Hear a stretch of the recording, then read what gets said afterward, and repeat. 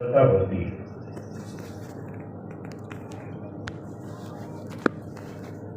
क्यों होती है? वो कुछ जानता नहीं, कुछ सीखने के लिए आया है, तो सबके पाँव छूता है, गुरुजनों के पाँव छूता है, बड़ों का आदर सम्मान करता है, झुक झुक के नमस्ते करता है। तो जब वो नया नया आता है तो ऐसी स्थिति होती है। ठीक बात। फिर गुरुजी कहते थे कि जब वो 2-4 दर्शन पढ़ जाता है तो उसमें एक रोग उत्पन्न होता है, और वो सब में होता है, सिर्फ गुरुकुल वालों में नहीं, सारी दुनिया में होता है, सबके अंदर होता है। वो रोग कौन सा होता है समझ गए होंगे आप? समझ गए ना? अभिमान आता है। अब तो मैं सब कुछ जानता हूं। ये क्या जानते हैं? ये गुरुजी क्या जानते हैं? कई कई तो गुरुजी से भी टक्कर लेते हैं, ऐसे भी होते हैं। तो हमारे गुरुजी कहते थे कि जब व्यक्ति कुछ विद्या पढ़ लेता है, कुछ व्याकरण पढ़ लेता है, कुछ दर्शन शास्त्र पढ़ लेता है, कुछ और शास्त्र पढ़ लेता है, चाहे वो, मैं औरों की भी बात जोड़ के बोल रहा हूँ, कोई एमटेक कर लेता है, कोई सीए कर लेता है, कोई बाहर की कोई भी डिग्री ले लेता है, तो स्वाभाविक बात है उसमें अभिमान आता है कि अब मैं बहुत कुछ जानता हूँ। ठीक बात। अब आप बहुत कुछ जानते हैं, पहले नहीं जानते थे तो आप में सभ्यता थी, नम्रता थी, और झुक झुक के नमस्ते करते थे। पर पढ़ाई करने के बाद जो अभिमान आता है उससे हमको बचना चाहिए, ऐसा गुरुजी कहते थे। और उससे बचने का उपाय है ईश्वर प्रणिधान। क्या उपाय है? ईश्वर प्रणिधान को साथ में रखिएगा, नहीं तो गड़बड़ हो जाएगी। ईश्वर समर्पण आर्य समाज के पहले नियम में महर्षि दयानंद जी ने उसको सरल हिंदी भाषा में लिखा है। पहला नियम याद होगा आपको, बोलिए।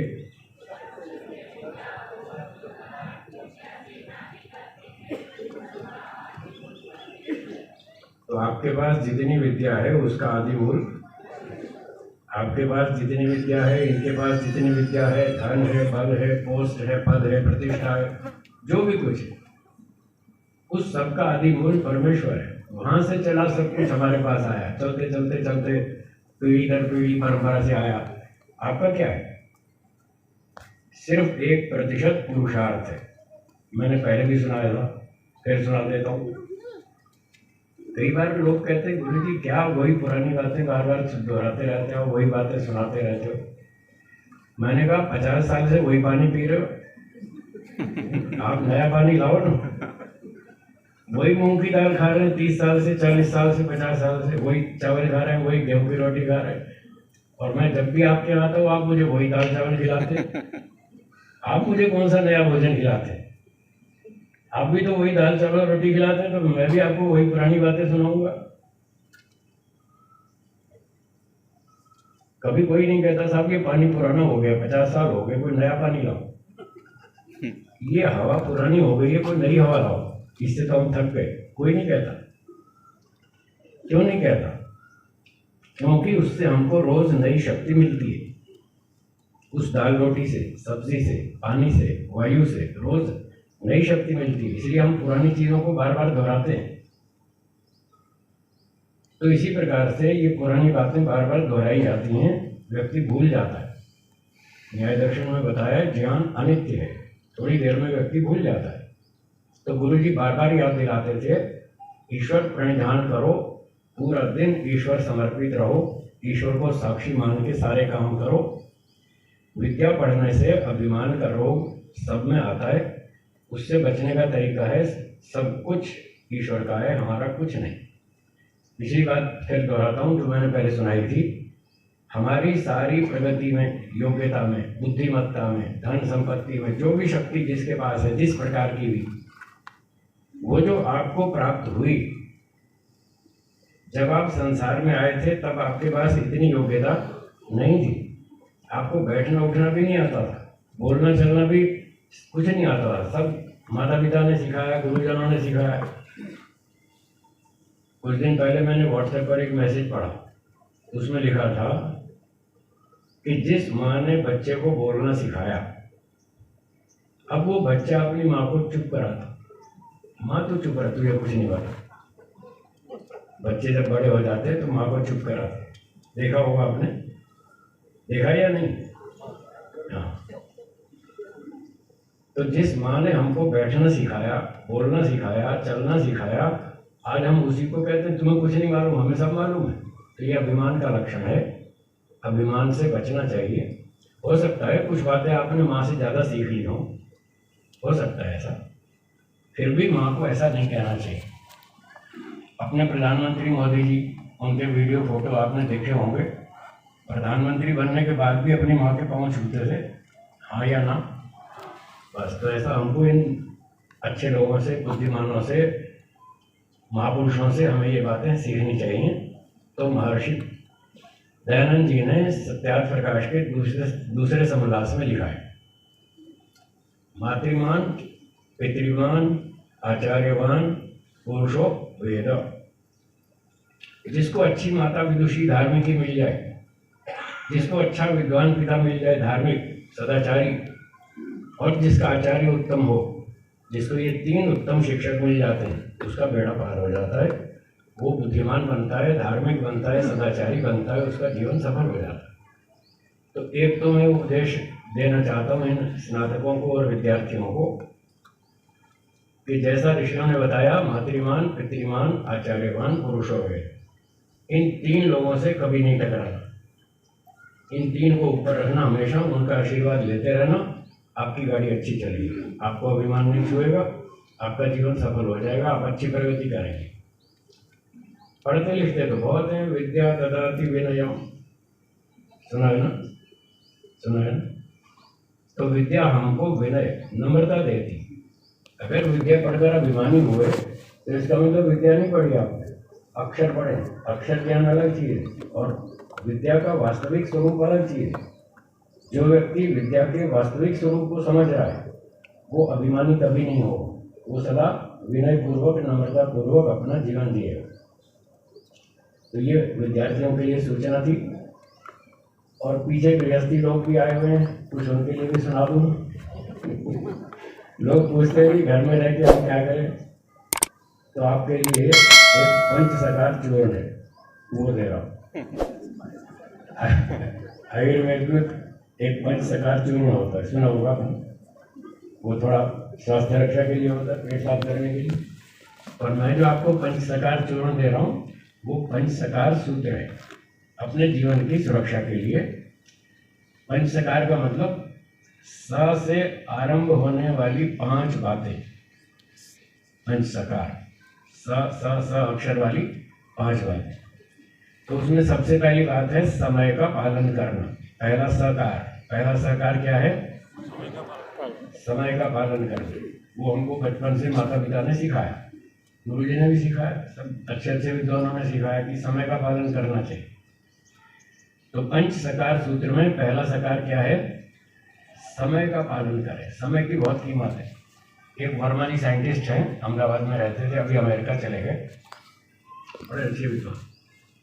तो एक दिन वो समय की बात बता रहे थे, कहने लगे एक विद्यार्थी परीक्षा में फेल हो गया 1 साल, उससे पूछो 1 साल की क्या कीमत होती, उसको पता, वो फेल हो गया। फिर जो ट्रेन यात्री होता है, 2 मिनट पहले उसकी ट्रेन छूट गई, उससे पूछो 2 मिनट की क्या कीमत होती, उसको समझ में आती। फिर उन्होंने कहा कि ये जो रॉकेट उड़ते हैं ना, सैटेलाइट जाते हैं, वो फिर धरती पे वापस आते हैं, तो उनकी तो एंट्री पृथ्वी की कक्षा में एंट्री सेकंड्स में होती, सेकंड्स में। ये वर्मा साहब ने बताया कि अगर वो जो सैटेलाइट नीचे वापस आ रहा है धरती पर, अगर 1 सेकंड लेट हो गया, जिस समय उसको पृथ्वी की कक्षा में एंट्री करनी है, यदि उससे वो 1 सेकंड लेट हो गया तो 15 साल तक वो आकाश में घूमेगा, उसके बाद लौट के आएगा दोबारा। 15 साल। अब आप उस साइंटिस्ट से पूछो 1 सेकंड की क्या कीमत होती है। तो समय की बहुत कीमत होती है, अपने अपने क्षेत्र में अलग अलग स्तर पर। तो पहला सकार सूत्र है समय का पालन करें, सारा टाइम टेबल बनाएं 24 घंटे का, जैसे यहाँ गुरुकुल में चलता है। आप लोग भी घर में अपना टाइम टेबल बनाएं, 10-11 बजे सोना, 4-5 बजे उठना, इस तरह से, और पूरा दिनचर्या तय करना। दूसरा सकार सूत्र है साधना करना। हाँ जी, दूसरा क्या बोला? साधना करें। अगर जीवन को आनंदित बनाना है, प्रसन्नता से युक्त बनाना है, तो साधना करें। साधना दो तरह की होती है। एक तो आंख बंद करके ईश्वर का ध्यान करें, उससे मन की शुद्धि, मन की पवित्रता और ईश्वर के प्रति प्रेम, श्रद्धा आदि आदि बहुत सारे गुण प्राप्त होते हैं। तो सुबह शाम बैठकर ध्यान करना, ये साधना का एक भाग। और साधना का दूसरा भाग है दिन भर ईश्वर को साक्षी मानकर काम करना। दिन भर के व्यवहार में बहुत सारे बाधक आपके सामने आते हैं। काम, क्रोध, लोभ, ईर्ष्या, द्वेष, अभिमान, बहुत सारे दोष आते हैं, हमारे सामने आते हैं। उनको जीतना, ये साधना है। एक व्यक्ति ने गुस्से की बात कर दी और आपको गुस्सा आ गया और आपने कुछ का कुछ बोल दिया, तो ये कोई साधना नहीं। यही तो आपकी परीक्षा थी।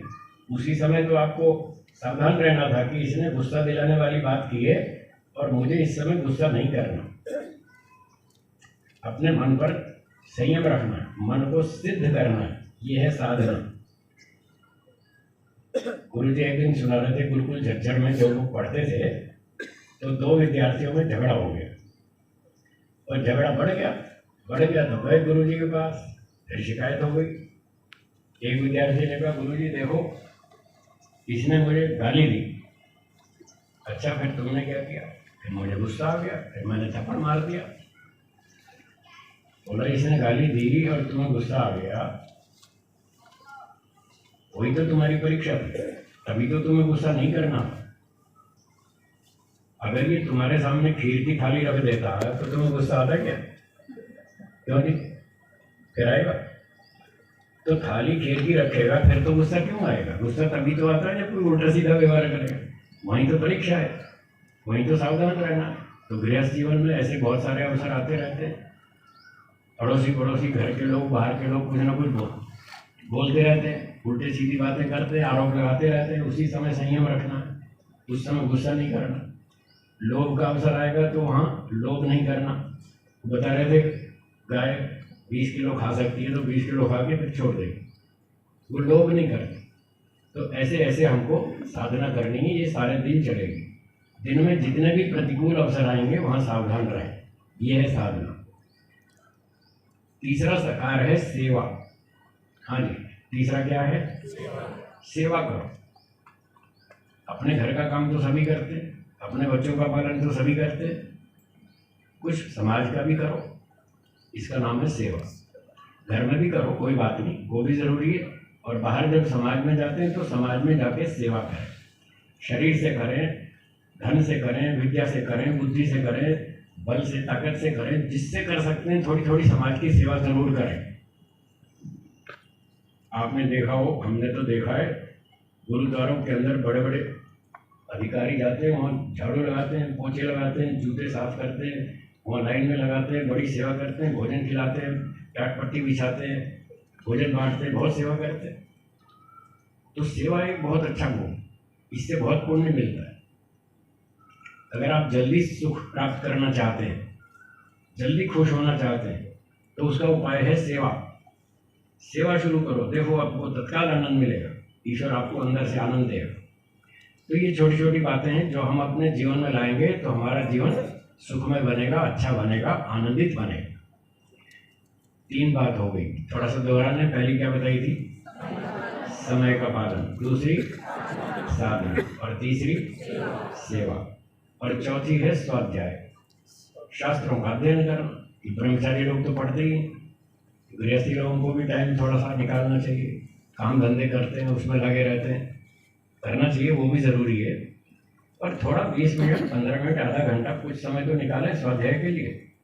नहीं तो ऐसे ही सारा जीवन निकल जाएगा, बुढ़ापे तक भी पता नहीं चलेगा, ये पता ही नहीं चलेगा हम कौन है, कहाँ से आए, कहाँ जाएंगे। थोड़ा थोड़ा स्वाध्याय भी करें, ऋषियों के ग्रंथ पढ़ें। ऋषियों के ग्रंथ प्रामाणिक होते हैं, या तो ईश्वर का वेद वो प्रामाणिक, या वेदों को पढ़कर ऋषियों ने जो कुछ बताया वो प्रामाणिक, बाकी सब उनके अनुकूल है तो ठीक है, अनुकूल नहीं है तो गड़बड़। तो सब पक्की बात मिलती है, 100% शुद्ध मिलती है, तो वही बात सीखनी पड़नी चाहिए। वो मिलती है ऋषियों के ग्रंथों में। तो थोड़ा थोड़ा ऋषियों के ग्रंथ भी जरूर पढ़ें, प्रतिदिन पढ़ें, आधा घंटा, 20 मिनट, 1 घंटा, जितना समय मिले। ये स्वाध्याय का काम हो गया। अब कितने हो गए सब? 4 हो गए। तो समय का पालन और साधना और सेवा और स्वाध्याय, और अंतिम सकार है सत्संग। पांचवा क्या है? सत्संग जरूर करें।